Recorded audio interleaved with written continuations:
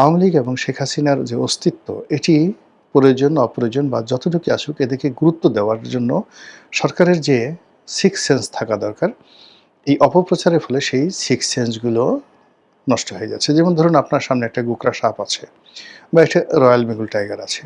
আশেপাশের সব লোক ২০০ থেকে ৩০০ লোক দাঁড়ানো, সবাই বলল যে এই গোকরা সাপটা মূলত একটা কেঁচো। আপনার দৃষ্টি ভ্রম হয়েছে, আপনি ভুল দেখছেন। আর এই যে বাঘটা দেখছেন, এটা আসলে বাঘ না, এটা একটা মেছো বাঘ বা একটা বিড়াল।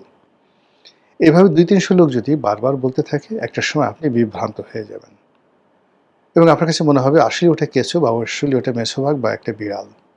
ফলে কি হলো, যখন আপনাকে গোকরা সাপ আক্রমণ করবে, মেছো বাঘ আক্রমণ করবে, আপনার দৃষ্টিতে আপনার দৌড় দিয়ে পালানোর মতো সময় বা হিম্মত আপনার থাকবে না।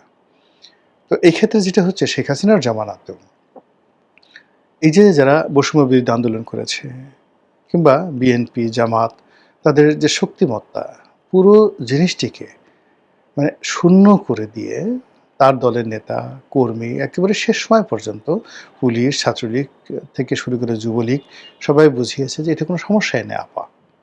কোনো সমস্যা না। 100% সবকিছু আমাদের নিয়ন্ত্রণে আছে।